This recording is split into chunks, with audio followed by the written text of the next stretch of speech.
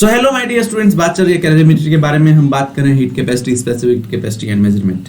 और आज हम अभी के टाइम पे टॉपिक डिस्कस करेंगे factors affecting the quantity of heat absorbed to increase the temperature of the body. कि किन किन फैक्टर के ऊपर जो है हीट डिपेंड करती है।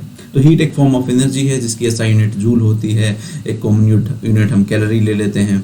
तो ये सब चीजें हम ऑलरेडी देख चुके हैं। तो चलिए अब देखें, the quantity of heat absorbed to increase the temperature of the body depends on.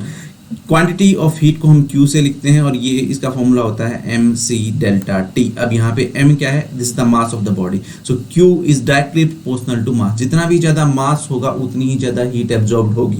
तो एक बात समझिए, इससे पहले हम हीट और टेम्परेचर के बारे में बात कर चुके हैं, बट हमने ये नहीं देखा था कि वो किस फैक्टर के ऊपर डिपेंड करते हैं।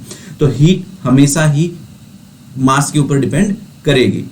Then increase in the temperature of the body. जितना भी ज्यादा आपको टेम्परेचर बढ़ाना है उतनी ही ज्यादा आपको हीट सप्लाई करनी पड़ेगी। तो heat Q is directly proportional to delta T। Increase in the temperature of the body, increase in the temperature of the body, Q is directly proportional to delta T। जितना भी ज्यादा आपको temperature बढ़ाना है आपको हीट उतनी ही ज्यादा supply करनी पड़ेगी। तो चेंज इन टेम्परेचर के ऊपर भी हीट डिपेंड करता है। And last but not the least, material of the body.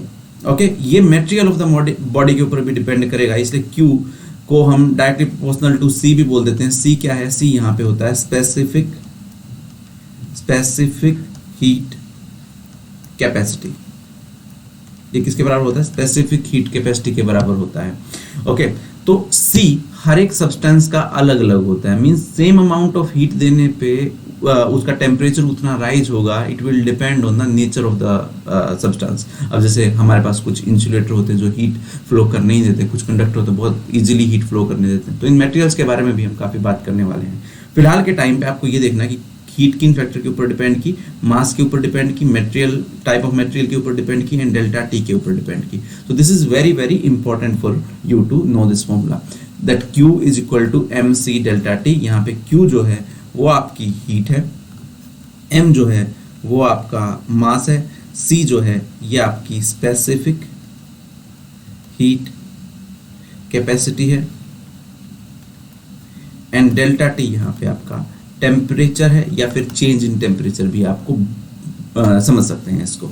सो इन सब फैक्टर्स के ऊपर आपकी हीट एब्जॉर्ब डिपेंड करेगी। आगे आने वाले सेशन में हम हीट और टेम्परेचर के बारे में थोड़ा और क्लैरिटी से देखेंगे और समझेंगे कि एग्जैक्टली हीट और किन फैक्टर के ऊपर या टेम्परेचर किन फैक्टर के ऊपर और कैसे ये एक दूसरे से सिमिलर या कैसे एक दूसरे से डिफरेंट है। तो इन सब चीज़ों के बारे में जानेंगे। Stay tuned.